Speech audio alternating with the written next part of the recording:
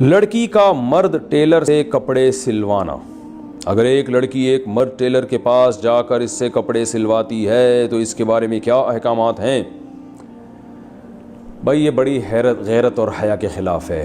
ایک عورت جائے، خاص طور پہ جوان عورت، وہ مرد کے سامنے کھڑی ہو اور وہ مرد اس کے جسم کا وہ ہاتھ لگا کے اس کا ناپ لے رہا ہو، یہ تو بالکل ہی ناجائز ہے اس طرح سے ناپ لینا۔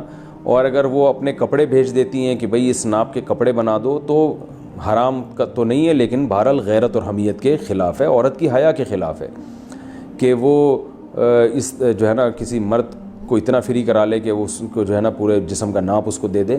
یہ بہرحال میں نہیں کہہ رہا حرام و حلال سے اس کا تعلق نہیں ہے۔ ناجائز تو جب ہوگا جب خود جائے ناپ دینے کے لیے اور مرد اس کے جسم پہ ہاتھ لگا کے اس کا ناپ لے رہا ہو، یہ تو بالکل ناجائز ہے، حرام ہے۔ اور لیکن اگر اپنے کپڑے بھیجتی ہے ناپ کے لیے تو یہ بھی حیا کے خلاف ہے۔ پہلے زمانے میں عورتیں تو اپنے کپڑے تاروں پہ لٹکاتی تھیں ایسی جگہ پہ جہاں مردوں کی نظر نہ پڑے۔ کوئی مہمان گھر میں آتا تھا ڈرائنگ روم میں تو فوراً اپنے کپڑے وہاں سے ہٹاتی تھیں، اور آج بھی ہیں الحمدللہ ایسی حیا والی عورتیں، اپنے کپڑے ہٹاتی تھیں، بھائی کسی غیر مرد کی ہمارے کپڑوں پہ نظر نہ پڑے۔ یہ سب حیا کے مسائل ہیں، تو حیا ہوگی تو بات سمجھ میں آئے گی، نہیں ہوگی تو پھر بات سمجھانا اونٹ کو رکشے میں بٹھانے سے زیادہ مشکل کام ہے۔ تو اس کا حلال و حرام سے تعلق نہیں ہے، حیا سے تعلق ہے۔